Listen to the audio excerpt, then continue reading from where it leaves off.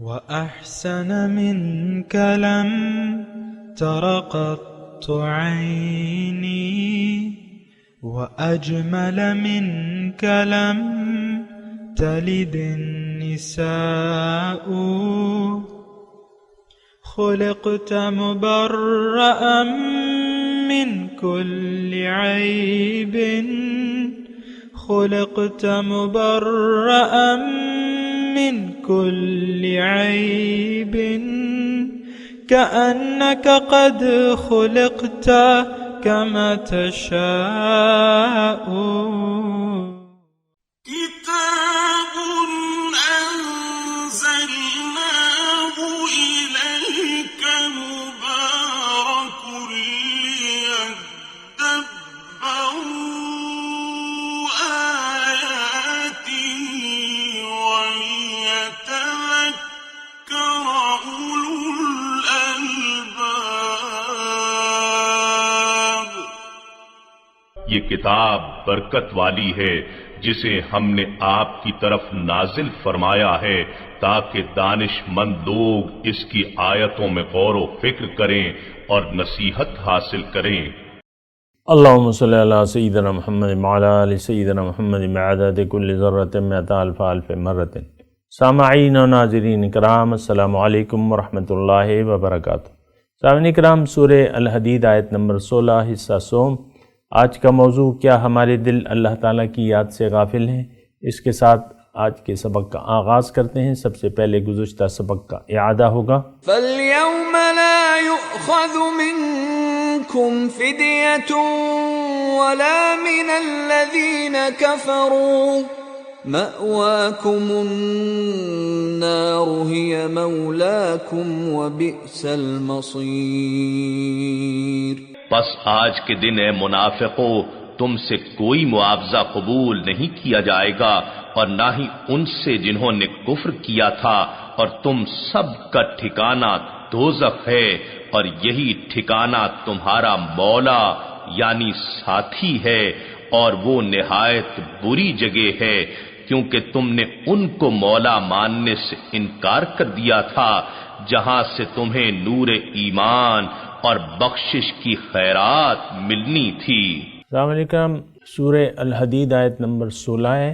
لفظی ترجمہ، الم یأن للذین آمنوا، کیا نہیں آیا ہے مومنوں کے لیے وہ وقت، ان تخشع قلوبہم، کہ ان کے دل جھک جائیں، لذکر اللہ، اللہ کی یاد کے لیے، وما نزل من الحق، اور جو اللہ نے حق کے ساتھ نازل کیا ہے، ولا یکونوا کالذین اوتوا الکتاب، اور یہ نہ ہو جائیں مانند ان لوگوں کے جن کو کتاب دی گئی تھی، من قبل، اس سے پہلے، فطال علیہم الامد، پھر ان پہ مدت دراز گزر گئی تو ان کے دل سخت، فقست قلوبہم، ان کے دل سخت ہو گئے، وکثیر منہم فاسقون، اور ان میں سے اکثر لوگ جو ہیں وہ قانون شکن ہیں، نافرمان ہیں۔ اللہ سامعین کرام، بہت اہم آیت ہے۔ یا تو ہم اس آیت کے مصداق ہیں اور یا نہیں ہیں۔ یا تو اللہ کے سامنے، اللہ کی یاد کے لیے، اور جو کچھ اللہ تعالیٰ نے حق کے ساتھ نازل فرمایا ہے اس کے سامنے ہمارے دل جھکے ہوئے ہیں، نرم ہیں، یا نہیں ہے۔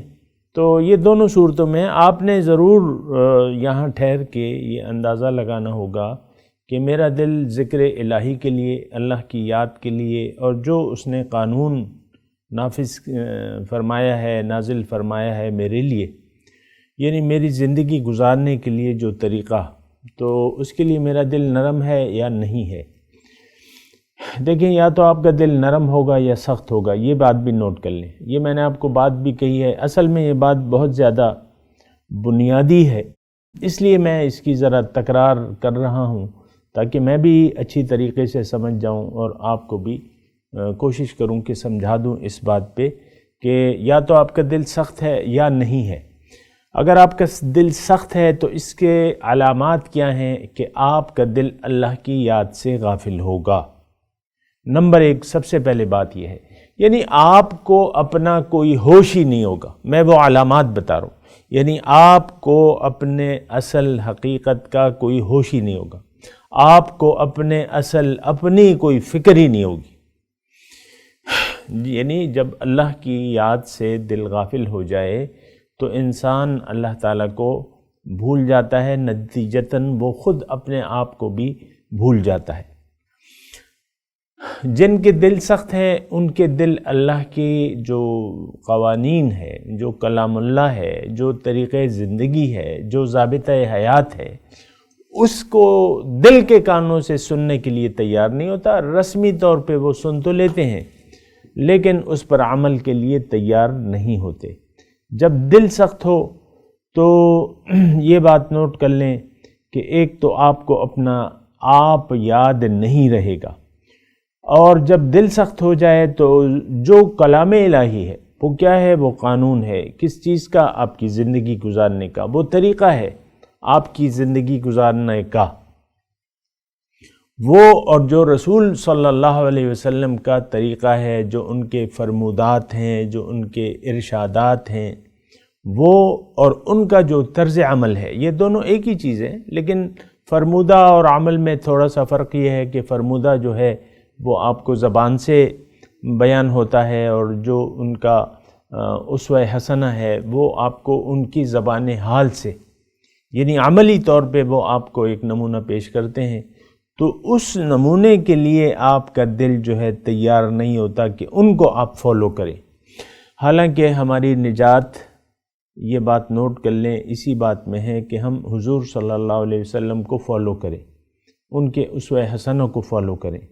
اور یہ بات بھی میں چلتے چلتے کہہ دوں کہ دیکھیں، انسان کو اللہ تعالیٰ نے جو زندگی دی ہے اس کا مقصد بہت عظیم الشان ہے، بہت اعلیٰ اور عرفہ مقصد ہے. اور وہ کیا ہے؟ اللہ تعالیٰ ہمیں اپنی ملاقات کے شرف سے نوازنا چاہتا ہے.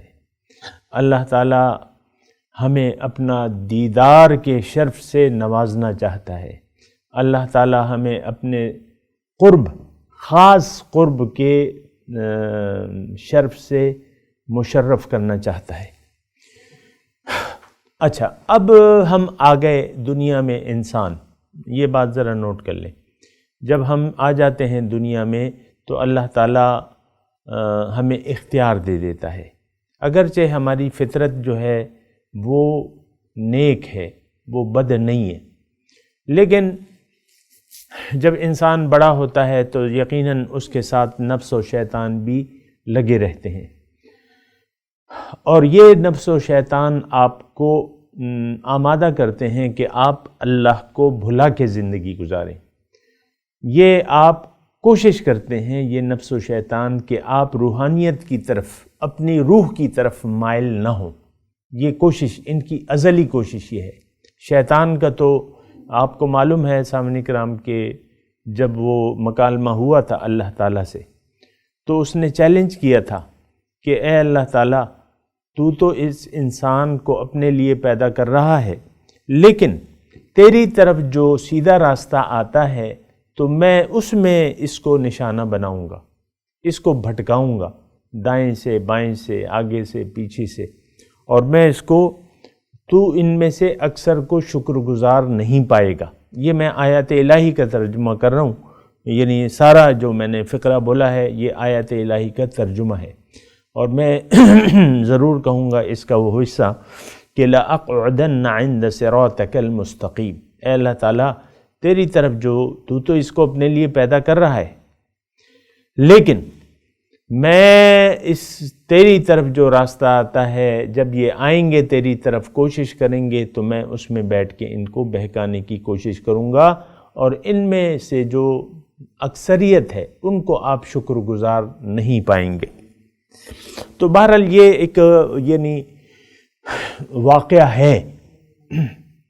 تو اب کیا ہے کہ انسان کے ساتھ جب دشمن لگے ہیں، دیکھیں انسان کے ساتھ اگر دشمن نہیں ہوتا تو پھر ہم غافل ہو کے زندگی گزارتے. ہمیشہ دشمن اگر ہو انسان کا تو یہ بیداری کی حالت میں زندگی گزارتا ہے، یعنی اپنے ارد گرد، یعنی یہ میں دنیاوی دشمنی کا خیال کر رہا ہوں نا، جو ہماری پہلے تو ہم بہت سنتے تھے اپنے بچپنے میں بھی، بھئی وہ دشمن داری ہے اور یہ ہے وہ ہے. پہلے اسلحے کی بھی عام نمائش ہوتی تھی اور لوگ رکھتے تھے بازار میں بھی، لیکن آج کل تو اس پہ پابندی ہے. بہرحال آج بھی وہ دشمنیاں موجود ہیں، قبائل کی ہیں دشمنیاں، افراد کی دشمنیاں ہیں، گھرانوں کی دشمنیاں ہیں، آج بھی موجود ہیں.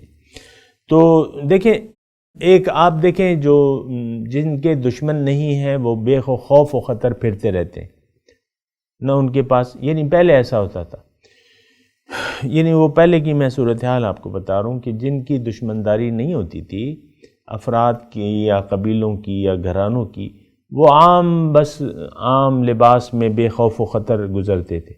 لیکن جن کی دشمنداری ہوتی تھی وہ ان کے ساتھ اکثر وہ دشمنداری پالتے تھے صاحب حیثیت لوگ جو اسلحہ خرید سکتے تھے، پھر اسلحے کو چلانے والے لوگ کرائے کے جو ہوتے ہیں تو وہ بھی رکھتے تھے.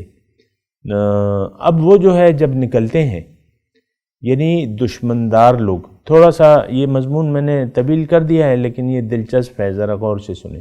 اور نقطہ اس میں یہ کہہ رہا ہوں کہ نفس اور شیطان جو ہے ان کی جو دشمنی ہے وہ ہمارے حق میں بہتر ہے. تو بہرحال میں وہ تذکرہ کر رہا ہوں مثال کے طور پہ کہ ایک گھرانہ والا، ایک دشمنی والا دشمندار شخص جب نکلتا تھا تو وہ اپنے ساتھ جو ہے اپنے محافظ بھی رکھتا تھا، اور اگرچہ اس کے پاس پستول یا وہ نہیں ہوتی تھی لیکن جو ارد گرد اس کے لوگ تھے 4-5 وہ اس کے ساتھ اسلحہ پھراتے تھے، اور وہ خبردار، وہ خود بھی خبردار رہتا تھا کہ بھئی کہیں اچانک میرا دشمن سے سامنا ہونا جائے اور وہ مجھ پہ وار نہ کر دے، فائرنگ نہ کر دے. تو بہرحال اس طریقے سے وہ ہوتا تھا. اور جو عام لوگ تھے وہ بالکل غافل اور اپنی حفاظت سے غافل ہو کے پھرتے رہتے تھے، ان کو کوئی فکر نہیں ہوتی تھی. تو دیکھیں، میں وہ نفس و شیطان یہ ہمارے دشمن ہیں، یہ ہمارے یعنی ہمارے روحانی دشمن ہیں، ہماری روحانی ارتقاء کے دشمن ہیں. اور یہ دشمن اگر انسان کے ساتھ نہ ہوتا تو ہم بغیر کسی غفلت کے، یعنی اپنے مقصد کو تو ہم پا نہیں سکتے تھے. تھوڑا سا دلچسپ مضمون ہے. یعنی اگر نفس و شیطان ہمارے ساتھ نہیں ہوتے تو انسان تو اندھیرے میں پیدا ہوتا ہے، انسان اندھیرے میں پیدا ہوتا ہے. پھر یہ ہے کہ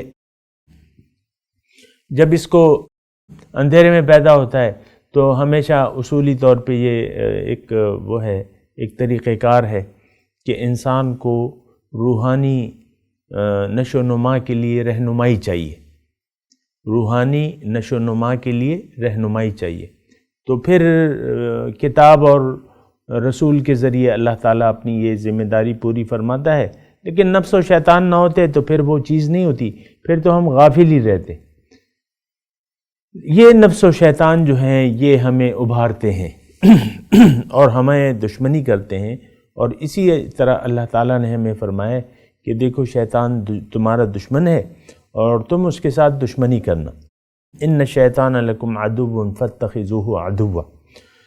تو یہ نفس و شیطان انسان کے ساتھ لگے ہوئے ہیں.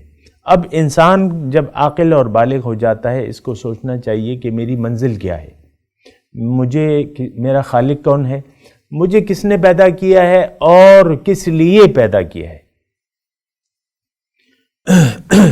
اور اس کو یہ بھی معلوم ہو جاتا ہے کہ میرا نفس جو ہے مجھے تو ظاہرداری پہ آمادہ کر رہا ہے کہ اپنی دنیا بناؤ، پیسے بناؤ، مال بناؤ، گھر بناؤ، کاروبار کرو، یہ کرو وہ کرو، سارا مطلب میری توجہ نفس جو ہے وہ ظاہر کی. لیکن میں چونکہ مجھے اللہ تعالیٰ نے عقل دی ہے تو میں عقل کے ساتھ سوچتا ہوں. جب وہ سوچتا ہے تو اسے اللہ کی آواز آتی ہے پیغمبر کے ذریعے کہ یا ایھا الناس اعبدوا ربکم الذی خلقکم والذین من قبلکم لعلکم تتقون. سورہ بقرہ کی پہلی جو وہ حکم ہے وہ یہ ہے جو میں نے آیت کریمہ آپ کے سامنے پڑھی کہ اے لوگو بندگی کرو اس رب کی جس نے تمہیں پیدا کیا ہے اور ان کو بھی پیدا کیا ہے جو تم سے پہلے تھے، اور بندگی اس لیے کرو تاکہ تم ناکامی سے بچ جاؤ، ناکام نہ ہو جاؤ. تو اب یہ سارا مضمون ہے سامنے کرام. یہاں جو ہم آیت پڑھ رہے ہیں اور اس پر اللہ کی توفیق سے سمجھنے کی کوشش کر رہے ہیں، تو اللہ تعالیٰ اس میں یہ فرماتا ہے کہ بھئی تمہاری نجات تو اس میں ہے کہ تم اللہ کی یاد کے لیے تمہارا دل نرم ہو جائے، اور جو اللہ تعالیٰ نے تمہارے لیے زندگی گزارنے کے لیے جو فارمولہ دیا ہے، جو ہدایت دی ہے، اس کے سامنے تمہارے دل جھک جائیں اور تم اسی حکم کے مطابق اللہ کو منزل بنا کے اس اللہ تعالیٰ کی یاد کے تحت، اللہ تعالیٰ کی ہدایت کے تحت تم زندگی گزارنے لگو. تو یہ وقت تم پہ آنا چاہیے. یعنی ایک چھوٹی سی میں بات اور کرنا چاہتا ہوں کہ ہر انسان جو عاقل بالغ ہو جاتا ہے تو اس کے لیے اب لازم ہو جاتا ہے کہ وہ اپنے مقصود حقیقی کو جانے، اپنے مقصد حیات کو جانے اور اس راستے پر لگ جائے. اگر وہ ایسا نہیں کرتا تو پھر ظاہر ہے کہ وہ ظاہرداری میں پڑ جائے گا. جیسے کہ عام طور پہ ہم آج خود بھی ظاہرداری کر رہے ہیں، ظاہرداری میں مصروف ہیں اور ظاہر کے لیے ہم زندگی گزارنا چاہتے ہیں. یہ ایک بہت کثیر تعداد ہے لوگوں کی جو ظاہرداری میں ہی زندگی گزارنا چاہتی ہے. نہیں، آپ نے اپنے لیے زندگی گزارنی ہے. یہ بات نوٹ کر لیں. ٹیک کیئر، یعنی آپ نے احتیاط کرنا ہے اور اپنے لیے زندگی گزارنی ہے. غیر کے لیے کیا زندگی گزارنا؟ ہمارا جسم اور ہمارا نفس تو ہمارے لیے فی الوقت غیر ہے، یہ غیر اللہ ہے. ہمارے اندر روح جو ہے اس کا تعلق جو ہے وہ مولا سے ہے براہ راست. قل الروح من امر ربی، روح تو امر ربی ہے. فنفخت فیہ من روحی، اور میں اس میں اپنی روح پھونکوں. فقعوا لہ ساجدین، تب تم نے اس کو سجدہ کرنا ہے. تو یہ آیت جو ہم پڑھ رہے ہیں سامنے کرام، بہت غور اور فکر سے اس آیت کی کا مطالعہ کیجیے اور دیکھیں اس میں الفاظ جو ہیں بظاہر میں نے آپ کو کہا تھا اسی درس میں کہ اس میں منافق لوگ، غیر مخلص لوگ مخاطب ہیں، اور ہم میں سے ایک کثیر تعداد غیر مخلص ہے اپنے آپ سے. دیکھیں یہ خلوص یا منافقت یا غیر خلوص جو ہے، غیر مخلص، ہم اپنے ساتھ ہیں. اللہ تعالیٰ تو بے نیاز ہے، سبحان اللہ. اللہ کو تو کسی عبادت کی ضرورت ہی نہیں، پاک ہے. یہ ساری جو کوشش ہے اور محنت ہے اور بندگی ہے اور عبادت ہے، یہ ہم نے اپنے فائدے کے لیے کرنی ہے. اللہ تعالیٰ نے قرآن میں بالکل واضح طور پہ لکھ دیا ہے کہ ان احسنتم احسنتم لانفسکم، اگر تم اچھائی کرتے ہو، اچھا عمل کرتے ہو تو اس کا فائدہ تو تمہیں ہی ہوگا. وَإِنْ أَسَأْتُمْ فَلَهَا، اور اگر تم برائی کرتے ہو تو اس کا وبال بھی تم پر ہوگا. دوسری جگہ اللہ تعالیٰ ارشاد فرماتا ہے یا ایھا الناس انما بغیکم علی انفسکم، اے لوگو تمہاری جو بغاوت ہے اس کے اثرات خود تم پر ہوں گے، اور کوئی اس سے متاثر نہیں ہوگا، نہ اللہ، نہ اللہ کے رسول، نہ اللہ کے بندے.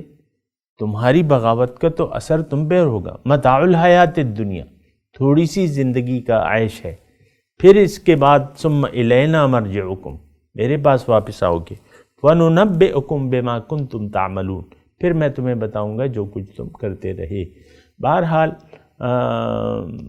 غور کے قابل ہیں یہ آیات سامعین کرام، اور اس کو اپنے لیے آپ نے دیکھنا ہے.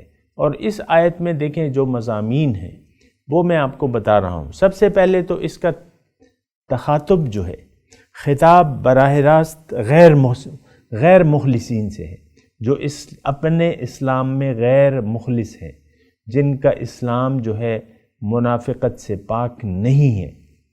دیکھیں منافقت کیا ہوتی ہے کہ بغیر سوچے سمجھے جو ہے، مثال کے طور پہ میں آپ کو ایک چھوٹی سی مثال دیتا ہوں. وہ یہ ہے، آپ یعنی آپ کے پاس کچھ پیسے ہیں، 2 کروڑ ہیں، 5 کروڑ ہیں، جو بھی ہیں، یعنی مکان خریدنے کے آپ قابل ہیں، یعنی آپ کے پاس نقدی ہے، لیکن آپ ویسے ہی یعنی ایک مکان کو دیکھ کے ایک پراپرٹی ڈیلر آپ کے ساتھ ہے، بغیر کسی گپ شپ میں آپ اسے ہنسی مذاق میں کہہ دیتے ہیں کہ بھئی یہ مکان تم میرے لیے خرید لو اور میں اس کا خریدار ہوں، پراپرٹی ڈیلر سے آپ کہتے ہیں، یعنی ایک مکان مجھے پسند آ گیا ہے اور میں اس کو لینا چاہتا ہوں، لیکن وہ مذاق ہوتا ہے۔ اب مذاق میں آپ مجھے بتائیں کہ آپ مذاق میں وہ پراپرٹی ڈیلر بھی آپ کے جو لہجہ ہے مختلف وہ مکانات بتا رہا ہے، وہ آپ کے لہجے کو جان جاتا ہے کہ یہ آدمی اس مکان کے خریدنے میں مخلص نہیں ہے، یہ ویسے ہی اس نے مذاق کے طور پہ یا ایک زبانی طور پہ بات کر دی، اور یہ ٹھیک ہے اس کے پاس پیسے ہیں لیکن یہ لینا نہیں چاہتا، اس کے لہجے سے معلوم ہوتا ہے۔ تو بس آپ وہ جملہ کہہ دیتے ہیں، وہ سن لیتا ہے، پھر آگے بڑھ جاتے ہیں، بات ختم ہو گئی، رات گئی اور بات گئی۔ اس طریقے سے کوئی ہمارا یہ جو یعنی زبانی کلامی، یعنی اس کے لیے نہ آپ وہ پراپرٹی ڈیلر کو مزید ڈیلنگ کے لیے کوئی اس سے کہتے ہیں کہ بھئی اس کے مالک اس سے پوچھو بیچتا ہے یا نہیں بیچتا، اور بیچتا ہے تو کتنے کا بیچے گا، میں اس میں، اور پھر ایک دن گزر گیا، دوسرے دن آپ نے فون کیا پراپرٹی ڈیلر کو کہ بھئی تم نے معلومات کی اس گھر کی کیا قیمت ہے، تاکہ میں وہ قیمت ادا کر دوں۔ یہ دیکھیں اس طریقے سے ہوتی ہے بات، یعنی آپ اگر سیریس ہیں تو آپ پھر رابطہ کریں گے پراپرٹی ڈیلر سے کہ بھئی کیا قیمت ہے بتاؤ، کچھ نیگوسیشن کرو، کیا ہے کیا نہیں ہے، اور میں اس میں سنجیدہ ہوں۔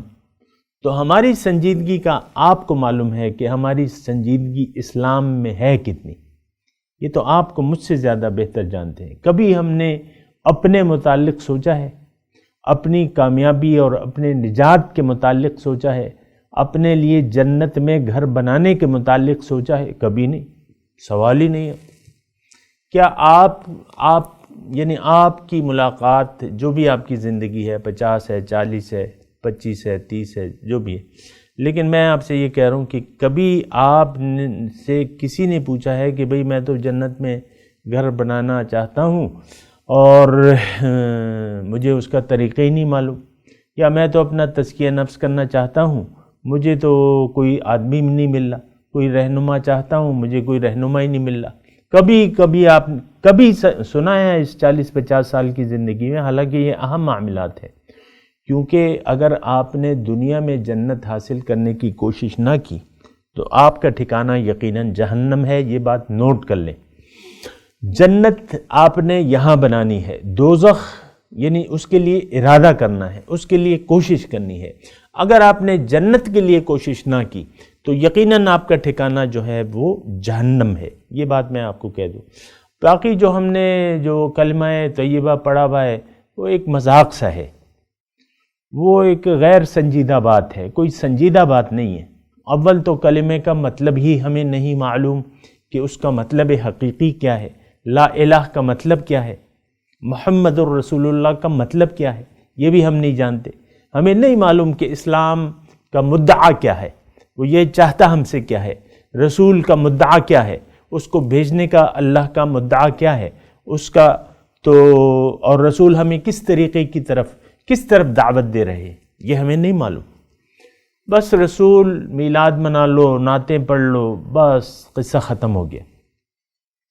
ایسی بات نہیں ہے سامنے کرام۔ ہم نے تو بالکل سچی میں آپ کو بات بتا رہا ہوں کہ ہم اسلام کو سمجھے ہی نہیں ہیں۔ کلمہ طیبہ کو ہم نے نہ سمجھا ہے، نہ اس کو قبول کیا ہے، نہ قبول کرنے کے لیے تیار ہے۔ اللہ ہماری منزل ہے، اللہ کو اپنا واحد مقصد زندگی کا بنانے کے لیے ہم تیار نہیں ہیں، نہ اس کے لیے مال و جان کی قربانی کے لیے تیار ہیں۔ یہ ساری باتیں ہیں۔ تو دیکھیں یہ آیت کے مخاطب میں ہوں اور آپ ہیں۔ الم یأن للذین آمنوا، غیر مخلص لوگ جو ہیں وہ مخاطب ہیں۔ کیا وہ وقت نہیں آیا ہے ان غیر مخلص لوگوں کے لیے کہ ان کے دل جھک جائیں اللہ کی یاد میں؟ میں نے آپ کو اس کی تفصیل کی ہے، وما نزل من الحق، اس کی بھی میں نے تفصیل کی ہے۔ ولا یکونوا کالذین اوتوا الکتاب من قبل، اور یہ نہ ہو جائیں مانند ان لوگوں کی جن کو اس سے پہلے کتاب دی گئی تھی تو ان پہ مدت دراز گزر گئی۔ کیا مطلب؟ اس کا مطلب یہ ہے کہ ان کو یعنی کلام پیش ہوتا رہا اور ہوتا رہا اور ہوتا رہا اور ہوتے ہوتے ان پہ مدت دراز گزر گئی۔ اب ہم نے کب سے دیکھیں وہ جو سقوط بغداد لگا لیں، ورنہ اس سے پہلے بھی ہم نے اسلام کو عملاً چھوڑ دیا تھا۔ پھر سقوط بغداد کے وقت آپ کو معلوم ہے کہ کیوں ہمیں شکست ہوئی، کہ ہم مومن نہ رہے، اور وہ غیر مومنانہ رویہ ہمارا جاری تھا اور دل سخت ہو گئے تھے اس وقت بھی، اور اس وقت سے دل سخت ہونا شروع ہو چکے ہیں۔ تو اب یہ ہے کہ ایک ضمانت، اب یہ نہیں کہ حق پیش نہیں ہو رہا، یہ نہیں کہ قرآن موجود نہیں ہے، یہ نہیں کہ رسول کی دعوت ہمیں معلوم نہیں ہے، لیکن ہم اس سے بے خبر رہنا چاہتے ہیں۔ تو اب اس کا نتیجہ کیا ہے کہ دل سخت ہو گئے، اور دل اتنے سخت ہو گئے کہ میں نے آپ کو بتایا کہ دل کی سختی کا جو وہ ہے اس کا یعنی علامت کیا ہے کہ آپ کو اچھی بات بری لگتی ہے، اور اچھی بات پہ عمل اس سے بھی زیادہ آپ کو سخت لگتا ہے، یعنی حق پر عمل کرنا آپ کو بہت مشکل لگتا ہے، اور حق بات آپ کی سمجھ میں آتی نہیں ہے۔ وَكَثِيرٌ مِّنْهُمْ فَاسِقُونَ، اور بہت ان میں سے فاسق نافرمان ہیں، اور نافرمانوں کی جگہ جو ہے جہنم ہے، یہ بات نوٹ کر لیں۔ میں تلاوت کرتا ہوں، میرے ساتھ دہرائیے۔ اعوذ باللہ من الشیطان الرجیم، بسم اللہ الرحمن الرحیم۔ أَلَمْ يَأْنِ لِلَّذِينَ آمَنُوا أَن تَخْشَعَ قُلُوبُهُمْ لِذِكْرِ اللَّهِ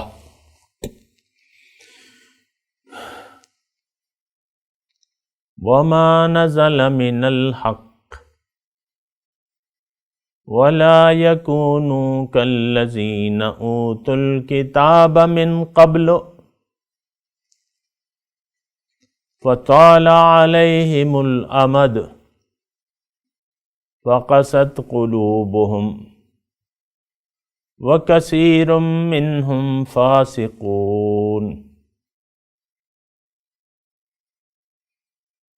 اب ان کا ترجمہ سنا دیں۔ أَلَمْ يَأْنِ لِلَّذِينَ آمَنُوا أَن تَخْشَعَ قُلُوبُهُمْ لِذِكْرِ اللَّهِ،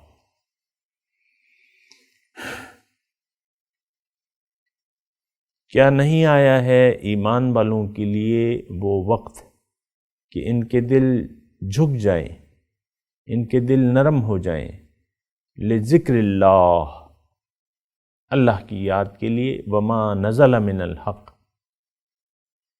اور جو حق اللہ نے نازل فرمایا ہے یعنی دین اسلام، ولا یکونوا کالذین اوتوا الکتاب من قبل، اور یہ نہ ہو جائیں ان لوگوں کی طرح جنہیں ان سے پہلے کتاب دی گئی، فطال علیہم الامد،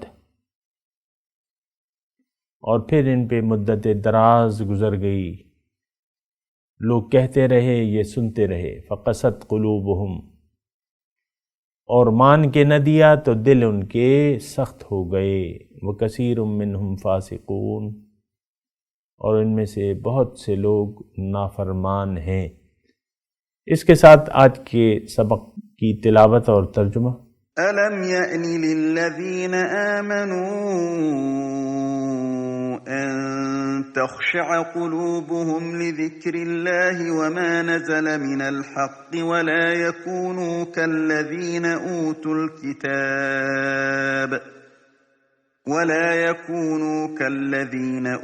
الْكِتَابَ مِنْ قَبْلُ فَطَالَ عَلَيْهِمُ الْأَمَدُ فَقَسَتْ قُلُوبُهُمْ وَكَثِيرٌ مِّنْهُمْ فَاسِقُونَ۔ Is it not time for those who believe to surrender their hearts to the remembrance of God and to the truth that has come down, and not be like those who were given the book previously, but time became prolonged for them, so their hearts hardened, and many of them are sinners? اس کے ساتھ ہی آج کے درس کا وقت اختتام کو پہنچا۔ انشاءاللہ اگلے درس میں ملاقات ہوگی۔ وآخر دعوانا ان الحمدللہ رب العالمین، والسلام علیکم ورحمۃ اللہ وبرکاتہ۔